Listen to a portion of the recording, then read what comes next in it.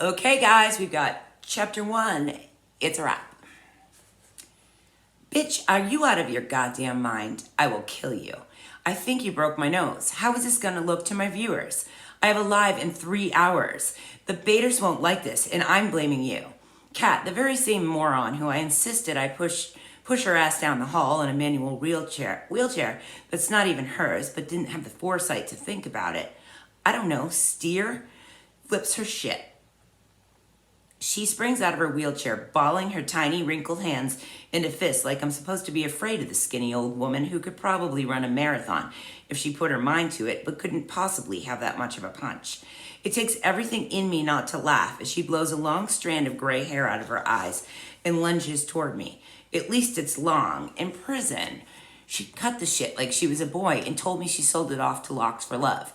I didn't believe her, probably traded it for Funkos. She wanted to pull a Spears and knew it would get her viewers. Just another fraud. I know a criminal when I see one. Knew it from the day she promised to shred my canteen receipts, but hung on to them with her prison files. Oh, chill out, you wanted to ride, I whisper, rolling my eyes. Besides, if the nurses see you, they'll know you're faking it. Sit down, asshole. Rob will rat you out and you'll have to go back into an apartment with a shitty connection, or worse, satellite Wi-Fi. Fine, she says, looking over her shoulder and into the empty hallway. But dude, not like that. We weren't even live. Next time you have to record it. Missed opportunity if I ever saw one. She rubs her nose but doesn't whine, and I'm impressed. She's never been a whiner herself, but she loves to befriend them. She's strange, that one for sure. Should have been a therapist and instead became a wannabe actress. For fuck's sake, Kat, don't you ever learn? She rubs her nose again, which I will admit does look a little crooked. It's not bleeding, though. It's not like it matters. It can stay like that forever. She'll make it work for her show. Too old to land another man now. We all are, except for Fire. Kat lost her pork chop of a man a long time ago, somewhere between her sentencing prior to prison and the years she spent locked up working on a career as some sort of an inside scoop investigative reporter. Kat, well, she's one of my dearest friends, is a little bit delusional. She's been searching ever since getting out of prison for some sort of caregiver to take on everything while she sends auditions off to Hollywood. For now, that comes in the form of our crappy nursing home. Hate to break it to you, sweetheart, but that won't ever happen. Don't quit your day job. I'd like to say to her, but who am I to rip on an old lady's dreams? It's not like I've got one anymore. At least she's trying to be something, and to be fair, she still does manage enough of a fan base for weekly deliveries of her Funko Pop things. Good enough, I guess. She never did make it to stardom and fame, even in the prison, but I can't say she didn't get somewhere. And if it weren't for her and my crazy 3 doors down, snoring right now, perfect crying mother Wanda, I'm not sure any of us would be here, living out our last days in the retirement home and fighting over the only hot male nurse in the joint. But I'm getting ahead of myself. Making our way here to a state-funded facility where most of us have been deemed criminally insane took work and a whole lot of faking it. Kat's far from the only fraud around these parts, but we got here just the same. Even Speedy managed to get off death row by some, well, but kinky favors from our craziest arsonist. Sadly, she died soon after for reasons no one can really talk about, but that's another story for another time. And around here, well, time's running out. All right, I'm going to skip way ahead and go to chapter 10. God knows where we will land. Okay. It's hard not to laugh as Stalker leans out on her walker holding a pair of binoculars. Her stealth has slipped a little since her last battle with glaucoma. For my assigned position on aisle 7, I can't wait to see what Hairspray's doing, but I'm well aware of the sample platter of some sort of nasty white shit chicken with snot-colored sauce and what's coming for me next.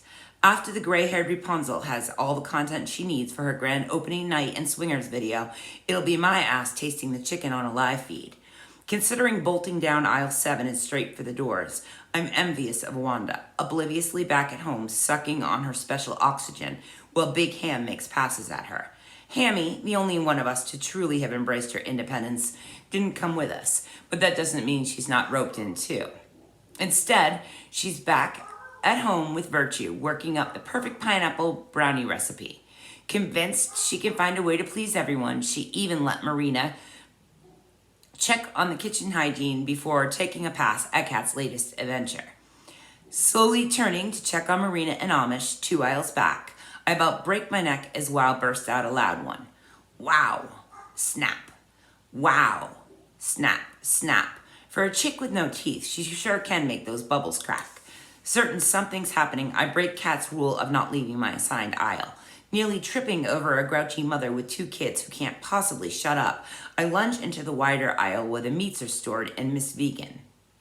This torment of what we could do to her with prime ribs and cube steak would be utterly fantastic.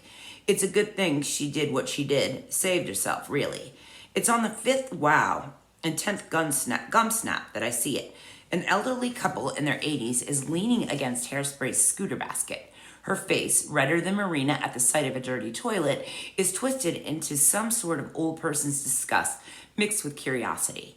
I watch her do what she can to put the pineapple back, but it falls onto the ground. From her prime location on aisle 1, Kat leaps out onto the scooter wheelchair combo device she's never needed other than to keep the insurance company under the illusion that she belongs in a home at all. With a bumper sticker reading ride, she makes zero attempt to hide her camera. Wait, I have questions. I'm sorry. This is gonna happen. I'm telling you. I'm just like a forecaster of the future. You guys know this is true. Kat will do this. Wait, I have questions, she screams like it's not strange at all. An old bag springs from her scooter with her hands flailing wildly, all while wearing a cherry red wig that doesn't even cover her natural hair. I'm sorry, cats. Oh, she looks like a psychotic moron, but I love her for it. She never did let the big house change her. Instead, she used it as a way to find her passion. Now, possessed by it, like that, guys? Nothing's gonna stop her from her shot at fame and fortune. Not even swinging raisins. In fact, she'll make them part of the show, too. Wow. Snap. Snap. Pop. Wow. Sorry. I can see that, too. Okay.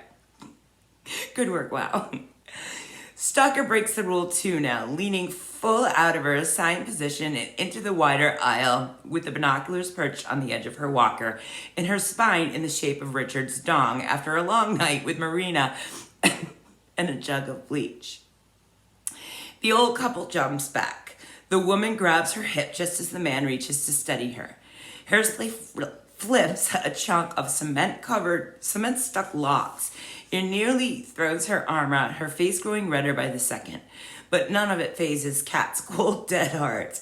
Instead, she parks parallel to Hairspray, sticks her free hand in the couple's direction, and demands to know exactly everything there is to know about keys and how swingers decide who sleeps with who. Before they can answer, she follows up by asking the man how he handles ED. She then offers Hairspray's services and informs the couple that Fire's waiting and always willing too. Their eyes light up as Kat's wig slips to the left and the woman steadies herself. It's possible that I got it all wrong and should have called her pimp from the very beginning. But that's the thing about life. You can't go back. Instead, in the middle of the grocery store at age 800 or more, the best thing you've got is a shot at free chicken when no one's looking. I mean, I have lived through worse than nasty white sauce before. Okay, there we go. Oh, all right, I'll read a little bit more just because if I can get to the 10-minute mark, this will be an easier upload. Okay, chapter 11. Unicorn may have lost it. Why? She wants me to tattoo a horn on her head. Tell her you're blading now. Blazing, according to Fire. Whatever, save her from herself. If Amish hadn't slept through the entire Market Basket fiasco, she'd be able to keep up. But there are times when it's just not worth the review. For now, my easiest friend is focused on what Unicorn's doing, and it's just the break I need before Kat comes back at me for ideas about how to promote Wednesday's Swingers premiere. Amish shrugs. Too late. What does that even mean? I promised her a purple horn. I promised her a purple horn. Now I just have to figure out how to make it 3D. On her forehead, my eyes widen like Wow's mouth every time she goes for a record-breaking bubble. Yup. Tell her you lied. That shit's permanent. I want to ask if she's aware that she's got Marina's eyebrow crooked, but I'm also convinced that even Marina doesn't know, so what's the point? I don't know if you guys are going to talk to me after this book. Okay. Wishing I wasn't one of the few left who was lucid, I looked down at Amish's notebook. There she has 2 names drawn out in a gorgeous font that reminds me nothing of the prison tats she used to sell for 3 smokes a whack. She's come a long way. The names read Chris P. Bacon and James E. Bean. Jill E. Bean. I can't read, I swear to God. I can't pretend I even want to ask. Unlike Kat, Amish won't tell me. Clearly, they're in some way tied to Hammy or Mr. Ham, maybe Beans. Beans, who has a lima bean tattooed directly on the spot that would mark her wedding band, would tattoo basically anything. It's not my job to be the ink police. Maybe Amish is right. Unicorn's on her own. Okay, I'm stopping there. Yeah, you guys can all block me when this book is done. A lot of you will have extreme body modifications. Let's just put that out there. Anyway, it's a wrap. It's done. I'm self-editing. I was on a roll, and then I had this medical stuff happen. So I'll get back on it. Anyway, have a great day, guys. I will do some lives with this too. I want to save the last few chapters. Oh, I did want to show you this too. A lot of you asked me, am I in that? You're in it. If you were in OG Tribe and in that group we used to have called the Fun Group or something, you're in this. Let me see if I can go through. Look at, I don't know if you can see this. The lighting is awful. But like, who's that one? That's Wows. There's Beans. I mean, you guys are in this. Ham. So all the raps that you guys did are definitely here. So anyway, I will keep you updated as this moves along. And like I said, I will do a live, but I wanted to at least get you guys a couple of chapters so you could see that, yeah, the book exists. It's coming. It's coming soon. I will probably realistically have the paperback out this month. So, all right.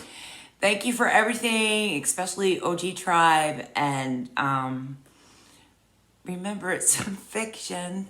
Bye.